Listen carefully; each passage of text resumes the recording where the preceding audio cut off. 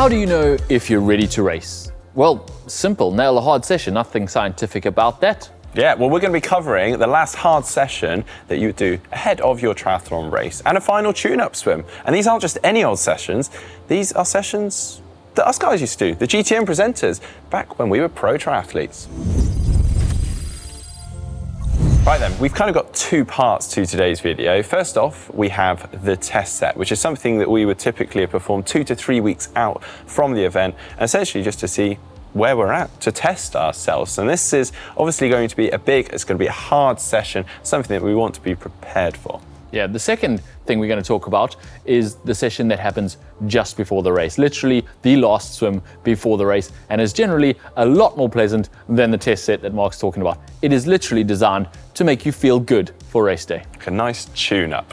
Now, let's start with the test set then. I'll jump in with my test set that I used to perform around 2, maybe 3 weeks before the event. And it was a nice simple 2100s. And the idea of this was to perform it at threshold pace or race pace, which for myself was relatively similar. I used to race over Olympic distance and 70.3 distance. I know this is specific and individual to everyone, but my target was to hit 68 seconds and doing that off a 115 or 120 turnaround. That means that I was getting around 7 to 12 seconds recovery, so very short recovery. Yeah, my test session was very similar to Mark's actually, for the iron distance generally, and it was 2100s. Unlike Mark, I did it a little bit slower, mostly because I'm a slower swimmer, that I would leave on a 120 leaving time for all of them, and the goal was really just to make it comfortably. Obviously, in an Ironman, you're not really swimming at your threshold, you're not swimming really hard at any point, it's not a really intense swim. 3.8 Ks is more about maintaining that, so it would be more like 120s and try and maintain that, see how I feel going into race day. I will say at this point though, that I didn't often do this test set that I'm talking about right now. And the reason for that is because when you're coming off a long, hard Ironman block, holding 120s, holding your normal swim pace, your race swim pace, can be pretty difficult. You are physically exhausted. And then you come down to race day after a week or two of taper, and it's significantly easier. But of course, you've got this in the back of your mind that you did this test set and it didn't go particularly well. So I just didn't do it quite a lot of the time. Yeah, but if it does go well, it can be a huge confidence boost. And as we said at the start, just a nice final check. So do make sure that you plan it into your program accordingly and properly. Now, obviously, Heather wasn't a professional triathlete, but she was a professional modern pentathlete. And that meant that she was racing over 200 meters. So her test set was of a much higher intensity. She used to do 8 by 100 meters, pretty much all out, best effort, and with a much longer recovery to reflect that, so around 5 minutes recovery. When she switched to longer distance triathlon, doing Ironmans, half Ironmans, she actually used to do a very similar thing to us again. She used to do, say, 19 100s. And the reason why it was 19 was she used to match the distance that she was doing. Fair enough. So a 1900 meter swim in a 70.3, she'd do 19 100s. And she said you'd also do maybe 400 meter reps for an Ironman. So yeah. Glad I didn't have to do 38 100s for my Ironman then, if that's the theory.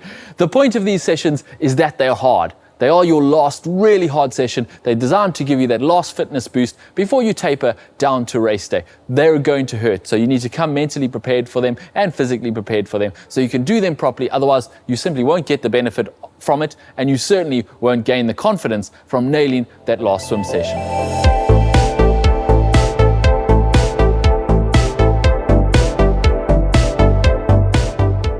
And now on to the fun one, the final swim prior to our triathlon. This is the tune-up swim, the one there to make us feel good for the triathlon. Now, personally speaking, I never used to swim the direct day before the triathlon. I used to do it the day before, if that makes sense.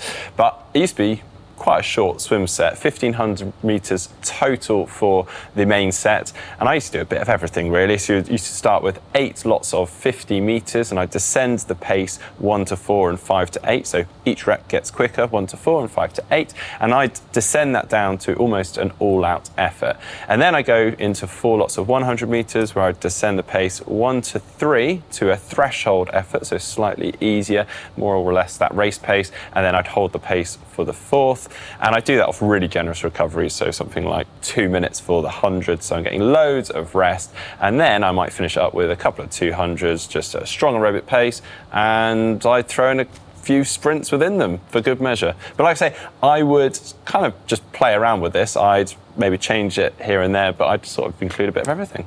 Yeah, mine was also not set in stone. It changed depending on travel and the race and the specific preparation and the specific race. Different races have different requirements when you start the race. So mine was also pretty flexible, and I think yours is probably going to need to be too. You have to experiment a little bit with you and your coach, what works best for you.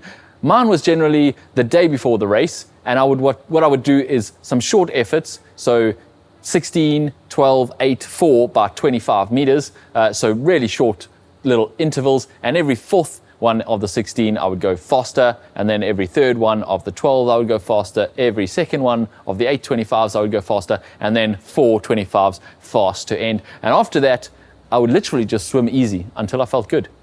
Sometimes it would be 400 meters and I'd hop out, sometimes it would be another 1500 meters before I got out and thought, right, now I'm loose enough, I'm ready to go tomorrow morning. So it really was independent.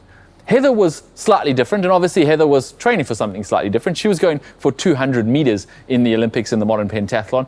So her final session, she generally went hard. Most people wouldn't do this, but she found that worked best for her. So 2 days before the Olympic Games, she would do 2 broken 200s. Her race was obviously 200 meters, so this is quite a high intensity and short effort to get her ready. She would do 2 broken 200s, stopping every 50 meters for a very short rest, but hitting that total time for the 200 meters. So pretty intense with a decent rest in between. When she moved over to triathlon, she changed that a little bit, but she would still do some high intensity stuff, much like Mark, ending with some max efforts over about 15 meters to really get her blood flowing before the race. Yeah, I think in summary, it's very individual, and the key is trying out and experimenting. Some people, like Heather, like to go really hard right up to the event. Other people like to go very easy. But the main thing is make sure that you are prepared and you're recovering adequately, particularly for that final session. Make sure you're fueling well and hydrating in the lead up to the event. Yeah, we hope this video has helped you nail down those last few sessions, both that last hard one, that test set, and also that last day or two before the race, just to make sure you're feeling loose and comfortable as you go into the race. If it has helped you, hit that thumbs up to support the channel, and don't forget to subscribe to GTN for more swimming videos and videos about all things triathlon.